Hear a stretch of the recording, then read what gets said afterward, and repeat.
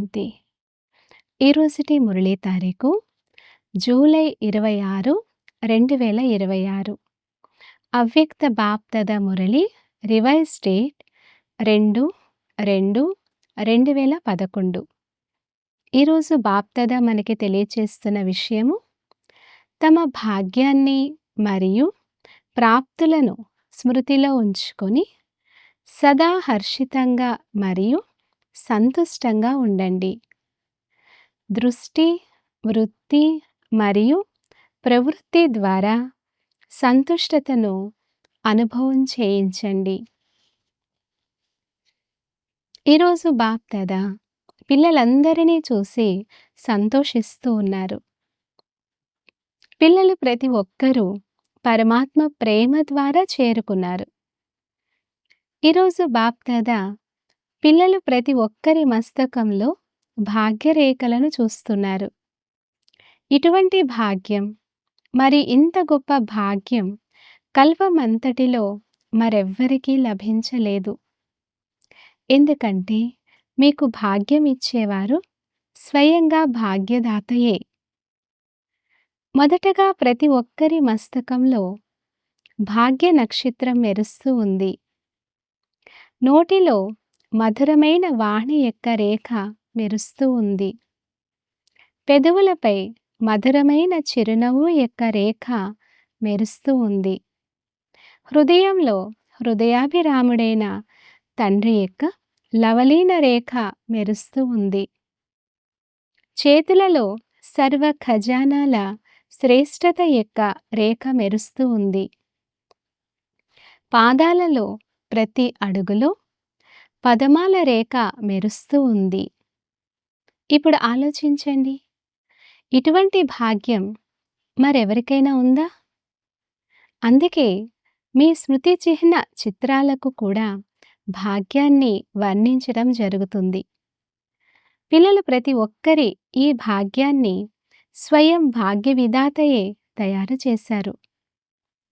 పిల్లలందరి భాగ్యాన్ని చూసి బాప్దాద పిల్లలు ప్రతి ఒక్కరికి వాహ్ పిల్లలు వాహ్ అని అభినందనలు తెలుపుతున్నారు. ఈ భాగ్యము సంగమ యుగంలోనే లభిస్తుంది మరియు నడుస్తుంది. సంగమ యుగ సుఖము అన్ని యుగాల కంటే శ్రేష్టమైనది. సత్యయుగ భాగ్యం కూడా సంగమ యుగ పురుషార్థం యొక్క ప్రాలబ్ధమే. అందువలన సంగమయుగ ప్రాప్తి సత్యయుగ ప్రాలబ్ధం కంటే కూడా ఎక్కువ. మీ భాగ్యంలో మైమరచిపోండి. ఏం జరుగుతున్నా కానీ మీ భాగ్యాన్ని స్మృతిలోకి తెచ్చుకున్నట్లయితే ఏమని వెలువడుతుంది? వాహ్ నా భాగ్యము. ఎందుకంటే స్వయం భాగ్యదాతయే మీ తండ్రి. కనుక భాగ్యదాత ద్వారా ప్రతి ఒక్కరికి తమ భాగ్యం లభించింది. మేమింతటి భాగ్యవంతులమని అప్పుడప్పుడు తెలుసుకుంటున్నారా? లేదా సదా నష ఉంటుందా? ప్రపంచంలోని వారైతే మిమ్మల్ని చూసి మీకేం లభించింది అని ప్రశ్నిస్తారు. అప్పుడు మీరు ఏమని జవాబిస్తారు? పొందాల్సిందంతా పొందేశాము అని అంటారు. పొందేశారు కదా, చేతులెత్తండి అని బాప్దాద అడుగుతున్నారు. పొందేశారా? మంచిది. పొందుతున్నారా? మాకు అప్రాప్తి వస్తువేది లేనే లేదు అని నషతో చెప్తారు మీరు. ఈ నష ఉంది కదా. ఇంత భాగ్యం ఎలా లభించింది? కేవలం తండ్రిని తెలుసుకున్నారు, అంగీకరించారు, తమవారిగా చేసుకున్నారు. అంతే, భాగ్యం లభించింది.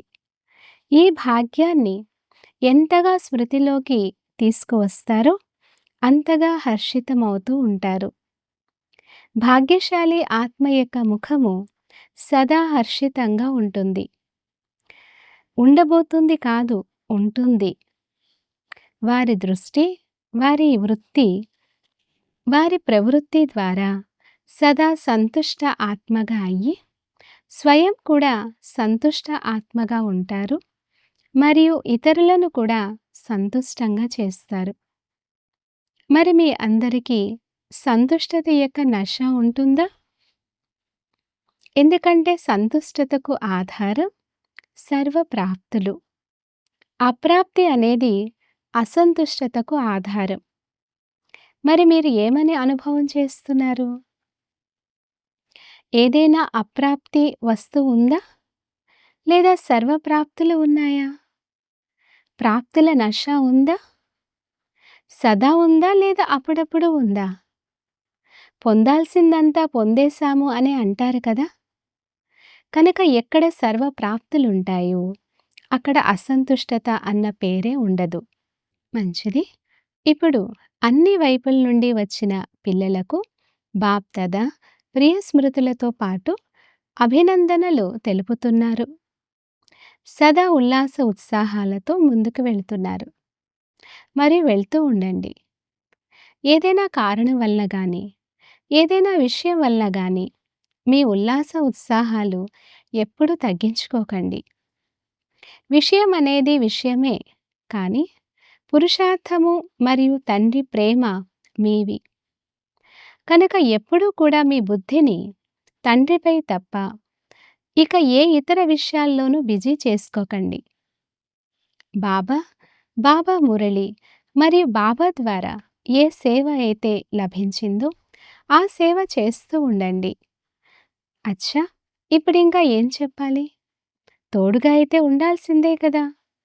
కనుక సెలవు తీసుకుంటామని కూడా చెప్పలేం. తోడుగా ఉంటాం, తోడుగా వెళ్తాం మరియు తోడుగా వస్తాం. మంచిది. వరదానము: శక్తి రూపం యొక్క స్మృతి ద్వారా పతిత సంస్కారాలను నాశనం చేసే కాళీ రూపభవ.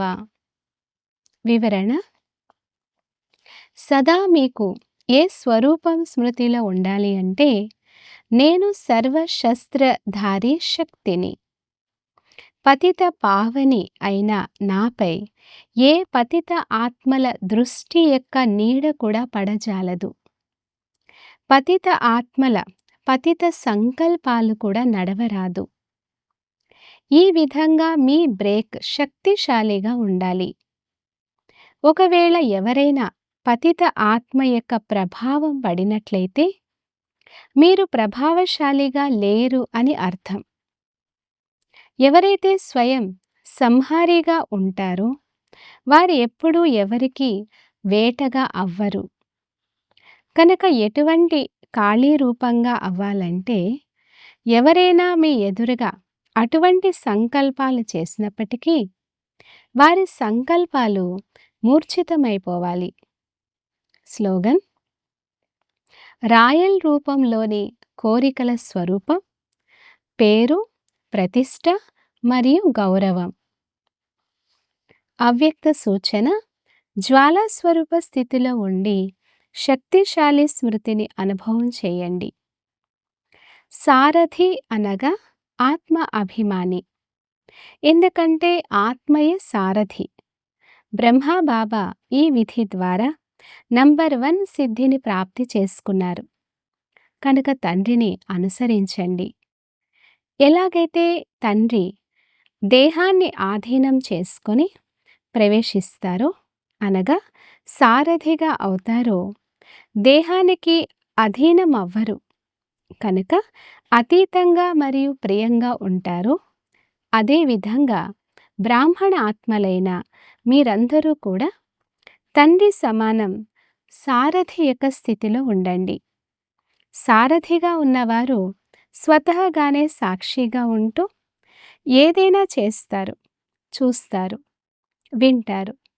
అంతేకాక అన్నీ చేస్తూ కూడా మాయ యొక్క లేపచాపాల నుండి, అనగా మాయ యొక్క ప్రభావం నుంచి నిర్లేపిగా ఉంటారు. అచ్చా, ఓం శాంతి.